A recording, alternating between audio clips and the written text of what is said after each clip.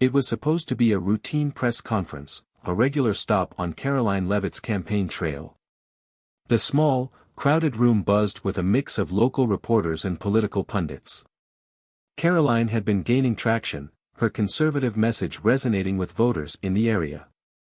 Her stance on traditional values and economic policies had earned her praise from supporters, but today, something felt different.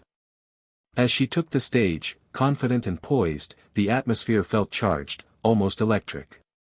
The usual questions about policy were tossed her way, and Karoline navigated each one with ease, her responses sharp, calculated, and always staying on message. But then, from the back of the room, a voice cut through the chorus of reporters. "Karoline, do you believe your positions on climate change are in line with the reality of science?" It was David Klein, a progressive journalist known for his biting critiques of conservative politicians.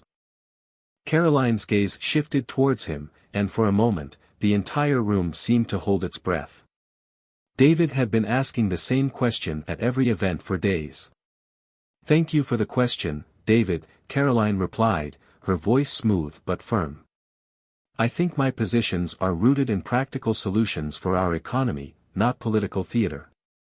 Next question. But David wasn't backing down. "But Karoline, you're denying the scientific consensus on climate change. How do you justify that?" There was a brief, uncomfortable silence.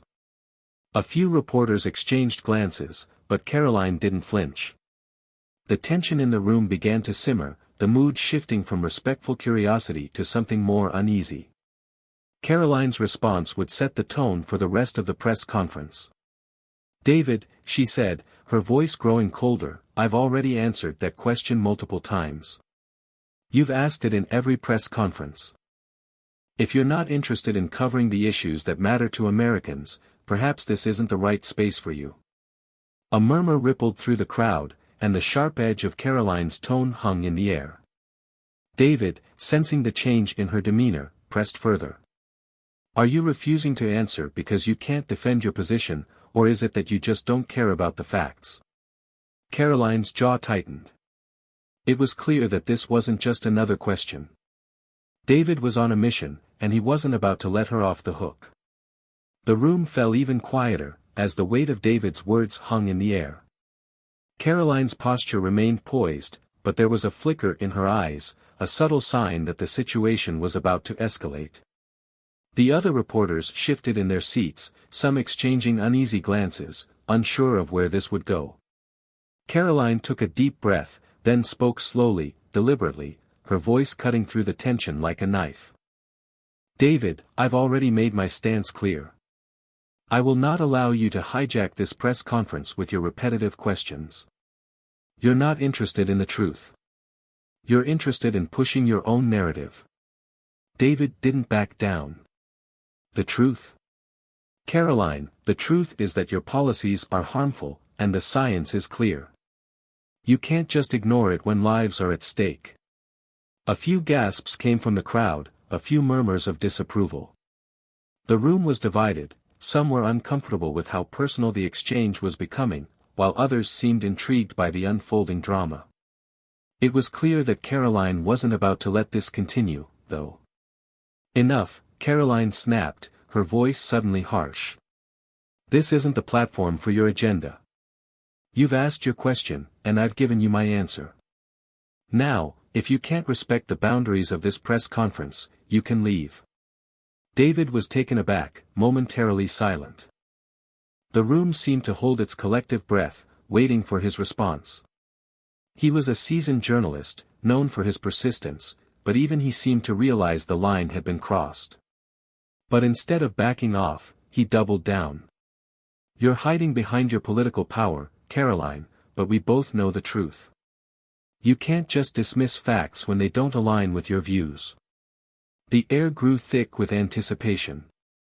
Karoline's expression hardened. Without another word, she looked directly at her press team, her gaze unwavering.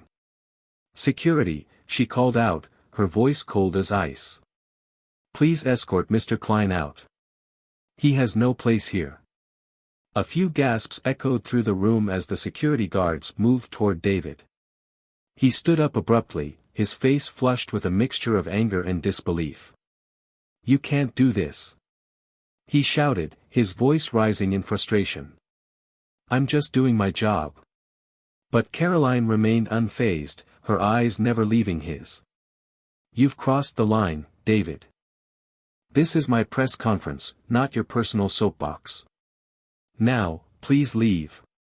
The room was in chaos, reporters murmuring, some shaking their heads in disbelief at the spectacle unfolding before them. The security guards gently but firmly escorted David out, his protests growing quieter as he was led out the door. Karoline stood there, silent for a moment, before turning back to the rest of the press. "Any other questions?" she asked, her tone now calm, collected, almost too perfect. The remaining journalists were unsure of how to proceed. They had just witnessed a dramatic confrontation, and some were eager to ask the next question, while others were simply stunned. But Karoline had regained control of the room. She was in charge again. As soon as the press conference ended, the ripple effect of what had just occurred spread quickly. News outlets and social media erupted with reactions. The footage of David Klein being escorted out of the room played on loop across every major news channel, drawing intense reactions from all corners of the political spectrum. Supporters of Karoline Leavitt praised her decisiveness. "Finally, someone standing up to the media," one tweet read. David Klein was clearly more interested in grandstanding than asking legitimate questions. Karoline didn't take any nonsense. On the other hand, her critics were quick to seize on the moment as evidence of her refusal to engage in meaningful dialogue. "Karoline Leavitt can't handle the truth," a viral post declared. "This is what happens when politicians are so out of touch they can't even answer a basic question about climate science. Klein deserved better." Within hours, Klein himself posted a video statement from his phone. His face was red, his frustration palpable. "I've been covering politics for years, and I've never been thrown out of a press conference for simply asking a question," he said, his voice shaking with anger. "What Karoline Leavitt did today was not only disrespectful to me, but to every journalist trying to hold our politicians accountable. She's running from the truth, and I won't stop asking the hard questions." Despite the backlash, Karoline didn't flinch. Her campaign team issued a statement in defense of the move, framing it as a necessary step to maintain the integrity of her message. David Klein's repeated questioning, after multiple answers had been given, showed a clear disregard for the platform and the press conference. Karoline will not be bullied or distracted by activists masquerading as journalists. This campaign is about the people, not about appeasing the media. Behind closed doors, Karoline's campaign team was buzzing with activity.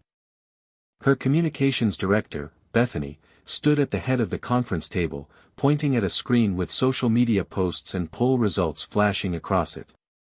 "We're seeing a spike in support from moderate voters," Bethany reported, her voice laced with cautious optimism. "It's clear that people are rallying behind Karoline for standing up to the press, but we need to control the narrative from here on out. We can't let this dominate the news cycle for too long." Karoline leaned back in her chair, arms folded across her chest, staring at the screen. "Let it. I'm not afraid of controversy. It's time people understood exactly who I am and what I stand for.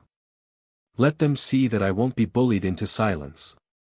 Despite the early signs of support from her base, Karoline's internal team knew the path forward wouldn't be easy. They'd have to deal with the backlash from the media, public figures, and environmental activists who were all gearing up to challenge her in the coming days. But Karoline had made her point, she wasn't going to back down. The media could question her all they wanted, but if they thought she would let them control the narrative, they were gravely mistaken.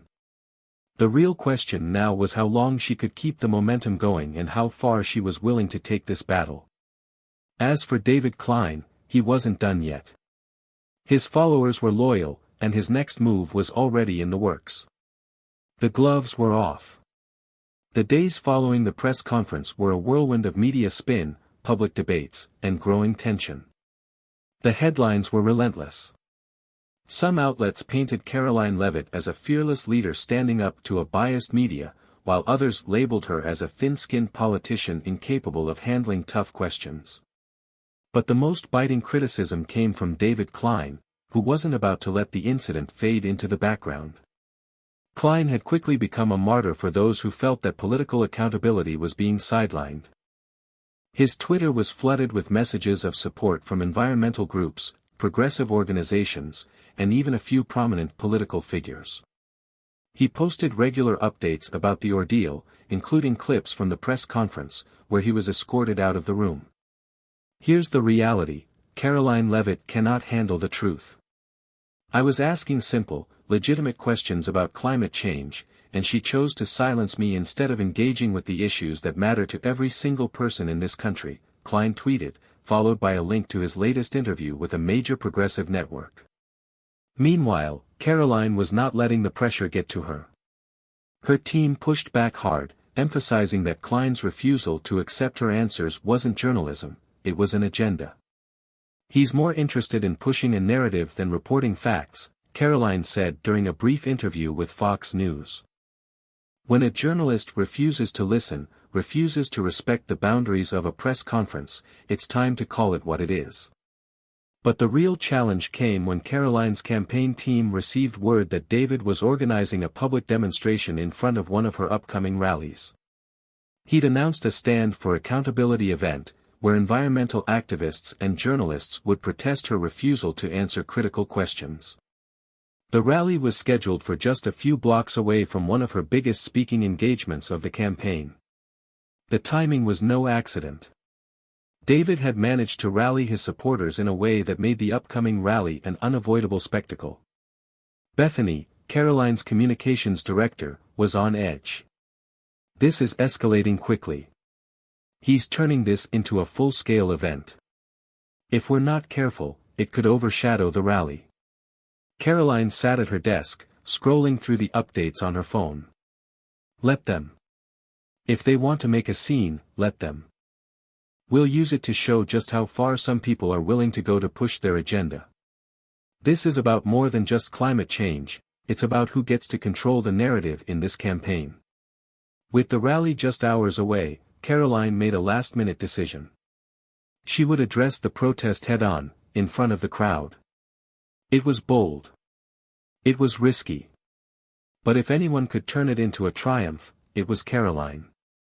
As the rally began, the crowd was energized, many waving signs and chanting slogans in support of Karoline's policies. But just as she took the stage, a commotion broke out near the entrance. Protesters, led by David Klein, stormed the perimeter, chanting for climate accountability and calling Karoline out for her stance on science.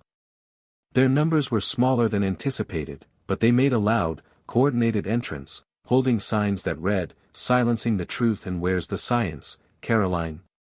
David Klein, microphone in hand, shouted from the front of the crowd. "You can't ignore the facts forever, Karoline. The people deserve answers."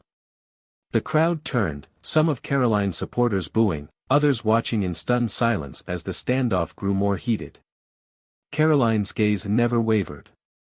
She motioned for the security team to hold back, and for a moment, everything seemed to slow down. "Everyone here is entitled to their opinion," Karoline said, her voice ringing clear across the microphone. "But this isn't the time or place to disrupt a peaceful event. You have your space, I have mine. If you want to engage, I'm happy to meet in a forum where we can have a civil discussion. But don't mistake my silence for weakness."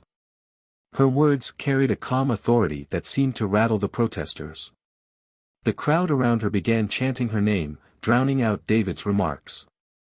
Security swiftly ushered the protesters away from the stage, though their voices echoed across the square. Karoline paused, scanning the room, letting the moment settle.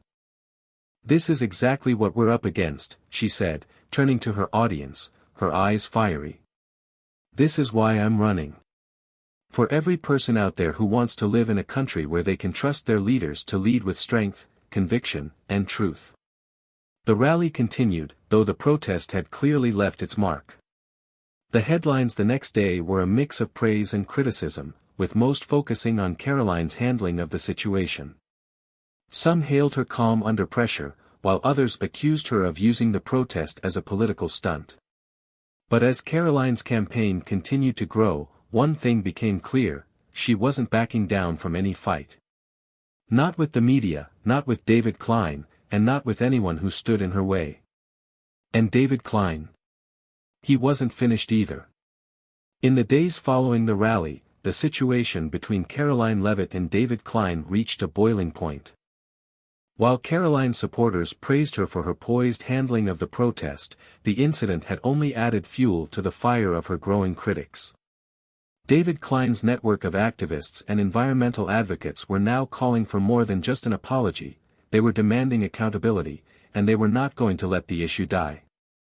Klein, emboldened by the way his protest had shaken up the rally, wasted no time in turning the event into a full-scale campaign against Karoline. He appeared on multiple TV shows, painting Karoline as a climate change denier and accusing her of silencing the truth in the name of political gain. The reality is, Karoline Leavitt is playing with fire, Klein said during a heated appearance on CNN. She's refusing to listen to the overwhelming scientific consensus on climate change, and in doing so, she's putting every citizen in this country at risk. She'll continue to avoid the tough questions, but the people deserve better. Meanwhile, Karoline's campaign team scrambled to manage the damage. Bethany, her communications director, was frantically on the phone with various media outlets, strategizing how to respond to Klein's increasingly relentless attacks.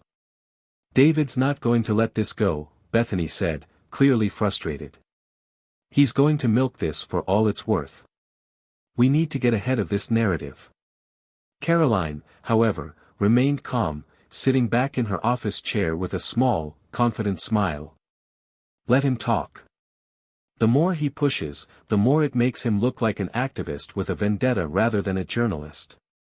We'll focus on the voters, on the people who matter. We don't need to get sucked into a media war." But despite Karoline's stoic public persona, privately, she knew that the attack on her climate change stance had the potential to hit where it hurt most: her appeal to moderate voters, particularly those in swing states, who might be on the fence about her policies. They didn't want a politician who refused to acknowledge the scientific reality, especially as weather patterns became more unpredictable and extreme. So, Karoline decided it was time for a calculated move. She would address the climate issue head-on, but in a way that left no room for doubt about her stance. Her next press conference, a few days later, would be her opportunity to reclaim the narrative. When the day arrived, the media gathered in anticipation. Karoline stepped up to the podium, her presence commanding attention. This time, there were no distractions, no protests to steal the spotlight. She had carefully planned her message. "Ladies and gentlemen," Karoline began, her voice steady and resolute, "I've heard the criticism, and I understand the concerns people have about climate change. I want to make one thing absolutely clear: I believe in environmental responsibility. I believe in protecting our land, our water, and our resources for future generations. But my approach isn't about pandering to political ideologies or fear-mongering, it's about finding practical, common-sense solutions." She paused for a moment, letting her words sink in before continuing. "I don't deny the importance of addressing climate issues. What I do oppose is the radical, far-left agenda that seeks to destroy jobs, harm our economy, and overregulate industries that power our country. I am committed to solutions that work, not those that leave Americans stranded." The room was silent. Reporters scribbled notes, some nodding in agreement, others waiting for the next bombshell. Karoline continued, laying out her policy ideas: a focus on green energy innovation, advancing technology to reduce emissions, and creating jobs in renewable sectors without sacrificing the livelihoods of working Americans. "I'm not here to appease the extremes," Karoline said, her eyes narrowing. "I'm here to do what's best for the people. And if you want to keep attacking me for standing up for what's right, then so be it. But I won't be swayed by the noise." When she finished, the room erupted into questions. Reporters fired rapid inquiries, but Karoline had already set her ground. She'd drawn a line in the sand, and it was clear, she would no longer play into the trap of repeating her stance on climate change over and over. David Klein was quick to respond. Within hours, his social media pages were filled with critiques of Karoline's press conference. "This is the same tired rhetoric," Klein posted. "She's avoiding real action, offering vague promises without substance. She continues to deny the urgency of the climate crisis." But even as Klein continued to press, something unexpected happened. Support for Karoline's stance began to grow. A few well-known centrist figures and even some independent environmentalists who weren't on board with the extreme positions of the left began to speak up in her favor. They appreciated her balanced approach, which didn't threaten economic stability while still addressing the need for environmental progress. Karoline's poll numbers saw a slight bump, and her team was quick to acknowledge the shift. "She's handling this better than we could have hoped," Bethany noted. "We need to keep the focus on practical solutions, and it's clear that voters appreciate that." Still, David Klein wasn't done. He continued to hammer at the perceived weakness in Karoline's policies, accusing her of selling out to corporate interests. His followers were unwavering in their commitment to expose what they saw as her refusal to face the real climate emergency. The battle between Karoline and David was far from over. Both sides had dug in, and neither was ready to back down. But one thing was certain, this was no longer just about climate change, it was a battle of ideologies, of who could shape the narrative moving forward. And with the election looming on the horizon, Karoline knew this would be the fight of her career. The weeks leading up to the election were nothing short of a political battlefield. Karoline Leavitt had successfully weathered the storm of controversy, and while the media had kept the pressure on her, her campaign remained steadfast. The attacks from David Klein and his allies had become almost routine, and while they still stung, Karoline had learned to turn them into opportunities to reinforce her message of strength, resilience, and practical governance. Yet as election day neared, one final confrontation was on the horizon, a televised debate that would bring both Karoline and David Klein face to face for the first time since the press conference incident. This was it. The moment where everything would come to a head. Both knew that this debate could very well decide the future of the race. The night of the debate, the tension was palpable. Reporters from all corners of the political spectrum had gathered, eagerly awaiting the showdown. The stage was set in a large studio, cameras trained on the candidates as they sat across from each other. Karoline, dressed in a crisp suit, looked calm and confident, a stark contrast to David, who appeared tense but determined. The moderator, a seasoned journalist, began by addressing the most pressing issue of the campaign, climate change. "Ms. Leavitt, your opponent, Mr. Klein, has been vocal in his criticism of your position on climate change," the moderator began, turning to Karoline. "He claims that you're ignoring the science and putting the future of this planet at risk. How do you respond?" Karoline smiled, a quiet confidence in her voice. "I've made my position very clear, I believe in environmental responsibility, and I believe in solutions that work. What I will not do is buy into the radical agenda that seeks to cripple our economy while offering no real solutions. We need to balance environmental protection with economic growth, and that's what I've been advocating for." David Klein wasted no time in jumping in. "Let's be clear," he said, his voice sharp. "The science is settled. The world is facing a crisis, and your refusal to acknowledge the urgency of the situation is irresponsible. People are already suffering from the effects of climate change, rising sea levels, extreme weather patterns, and the destruction of ecosystems. You're offering nothing but vague promises while the planet burns." The audience was silent, watching the exchange intently. Karoline held her ground, her expression unfazed. "David, with all due respect, your vision is based on fear-mongering and empty rhetoric," she replied, her tone steady. "You want to place the burden of a radical agenda on the backs of working Americans without offering any real solutions. That's not leadership. That's political theater.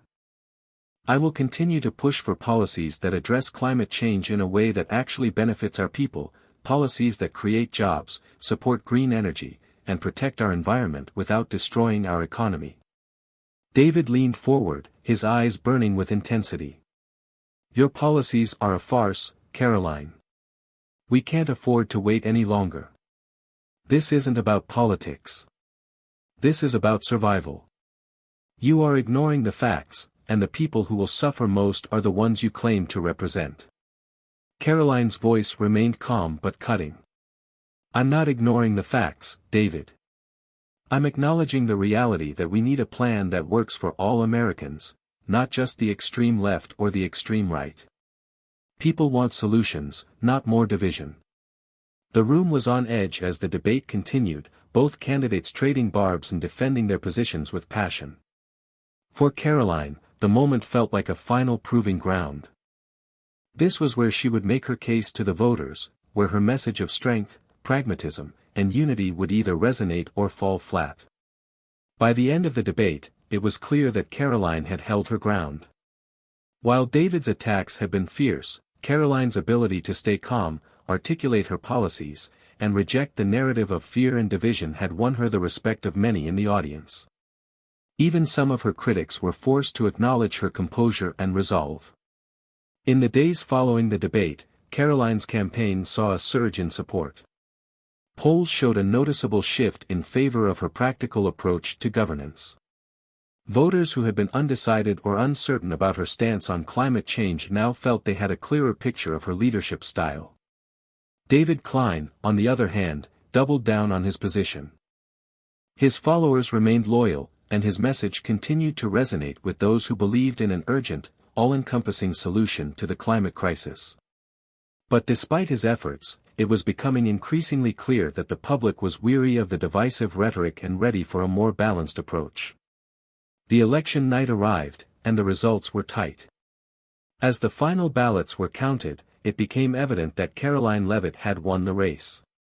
The victory was a testament to her resilience, her ability to remain calm under pressure, and her refusal to be defined by her critics. David Klein conceded graciously, acknowledging Karoline's victory and calling for unity in the face of future challenges. But Karoline, ever the strategist, didn't let the moment slip by without making one final statement to the people. In this campaign, I didn't run to please anyone or to appease the extremes, Karoline said in her victory speech. I ran because I believe in America, our ability to rise above division, to face our challenges head-on, and to build a future where every American has a chance to succeed. This is just the beginning. Together, we will move forward. And with that, Karoline Leavitt had not only won the election but had proven that strength, pragmatism, and courage could overcome even the fiercest of adversaries. The battle had been long, but the war was far from over. Karoline's journey was just beginning.